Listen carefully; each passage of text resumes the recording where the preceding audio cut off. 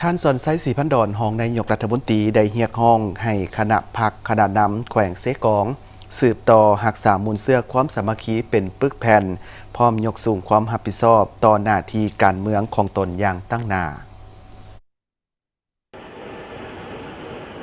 ในโอกาสที่ท่านสอนไซศรีพันดอนห้องนายกรัฐมนตรีพร้อมด้วยคณะได้ลงเคลื่อนไหวเยี่ยมยามและเฮ็ดเวียกอยู่แขวงเสกองได้ให้เกียรติต้อนรับคณะโดยท่านเล็กไหลศรีวิไลเจ้าแขวงเสกองพร้อมกับรายงานสภาพการพัฒนาเศรษฐกิจสังคมโดยย่อเป็นต้นแผนเวียกงานจุดสุมในปี 2023 และคาดหมายด้านเศรษฐกิจมหาภาคจะสู่สนให้รวมยอดผลิตภัณฑ์ภายในหรือ GDP เพิ่มขึ้นในระดับ5ส่วนห้อยขึ้นไปในนั้นคะแนนกสิกรรมและป่าไม้เพิ่มขึ้น 5.2 ส่วนห้อยความเอา 54.4 ส่วนห้อยคะแนนอุตสาหกรรมเพิ่มขึ้น 3.0 ส่วนห้อยความเอา 28.7 ส่วนห้อยคะแนนบริการเพิ่มขึ้น 3.5 ส่วนห้อยความเอา 16.7 ส่วนห้อยของ GDP ความต้องการทุนรวมเพื่อหับประกันให้แก่การเติบโตของรวมยอดผลิตภัณฑ์ภายในบรรลุ5ส่วนห้อยขึ้นไปในปี 2023 มีความต้องการทุนรวมทั้งหมดประมาณ 760 ตื้อกีบความเอา 33 ส่วนห้อยของ GDP ในนั้นการลงทุนจากงบประมาณหลัก 76 ตื้อกีบความเอา 10 ส่วนห้อยทุนช่วยเหลือล่าและกู้ยืม114 ตื้อกีบความเอา 15 ส่วนห้อยทุนของเอกชนภายในและต่างประเทศ570 ตื้อกีบความเอา 75 ส่วนห้อยของความต้องการทุนทั้งหมดในโอกาสดังกล่าวท่านรองนายกรัฐมนตรี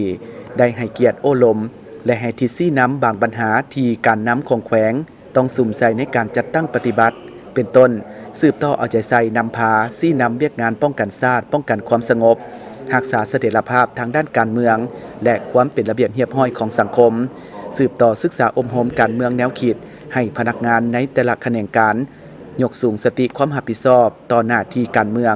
ที่ได้รับมอบหมายและถือเอาผลประโยชน์ของประเทศชาติเป็นกกเพื่อลบล้างปรากฏการณ์ย่อท่อให้ขาดโตสืบต่อจัดตั้งปฏิบัติแผนพัฒนาเศรษฐกิจสังคมของแขวงก็คือแผนพัฒนาเศรษฐกิจสังคมแห่งชาติโดยเฉพาะแม้นการจัดตั้งปฏิบัติ2วาระแห่งชาติให้มีการหันเปลี่ยนอย่างตั้งหน้าโดยยึดมั่นตามหลักการนำพาของพรรคและการคุ้มครองของรัฐโดยระเบียบกฎหมายแล้วต้องยึดถือ3หลักการต้นต่อคือเด็ดขาดโปร่งใสและมืออาชีพหรือหลักวิชาการโดยนำใส่ทุกนโยบายและมาตรการแก้ไขและคุ้มครองเศรษฐกิจมหาภาคให้มีเสถียรภาพโดยพื้นฐานสืบต่อการสร้างสภาพแวดล้อมในการดึงดูดและส่งเสริมการลงทุนภายในและต่างประเทศให้มีความสะดวกและว่องไวโดยเฉพาะแมนการคัดเลือกให้ได้นักลงทุนที่มีคุณภาพที่แท้จริงเข้าในการพัฒนาพื้นฐานโครงสร้างและการบริการอยู่ภายในแขวงให้หลายขึ้นพร้อมทั้งสืบต่อสุขยูส่งเสริมการผลิตกสิกรรมการปลูกฝังและเลี้ยงสัตว์ให้เป็นท่าแหงบ่มซ่อนของแขวงเพื่อสนองเสบียงอาหารภายในและเป็นสินค้าส่งออกให้หลายขึ้นสืบต่อพัฒนาด้านการท่องเที่ยวและการบริการให้มีคุณภาพดีขึ้นและยืนยงรักษามูลเสื้อวัฒนธรรมอันเป็นเอกลักษณ์ของชาติก็คือของแขวงเสกองโดยเฉพาะแมนการพัฒนาแหล่งท่องเที่ยวที่ติดพันกับแหล่งท่องเที่ยวทางประวัติศาสตร์และธรรมชาติให้นักท่องเที่ยวทั้งภายในและต่างประเทศเข้ามาท่องเที่ยวภายในแขวงให้นับมือนับหลายขึ้น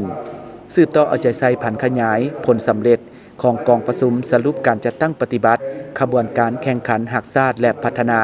และเวียกงานก่อสร้างหักฐานการเมืองพัฒนาชนบทแก้ไขความทุกข์ยากและเวียกงานสามสร้างทั่วประเทศให้ได้รับผลดีให้คณะพรรคขนาดนำของแขวงสืบต่อยกสูงความรับผิดชอบในการซี่นำพาอำนาจการปกครองเมืองบ้านและหน่วยงานที่เกี่ยวข้องให้ทุกคนเป็นเจ้าการยกสูงสติระวังตัวมีสติต่ออิทธิกำลังปรปักษ์และคนที่บ่หวังดีต่อภาครัฐกำให้ได้ห่างเสียงสังคมบริโภคข้อมูลข่าวสารอย่างมีสติโดยเฉพาะข้อมูลข่าวสารสื่อออนไลน์ต่างๆพร้อมทั้งเสริมขยายมูลเสื้อปฏิบัติความหักชาติความพิละอาจหารความสามัคคีเป็นปึกแผ่นและเด็ดเดียวในการปฏิบัติแนวทางนโยบายของพรรค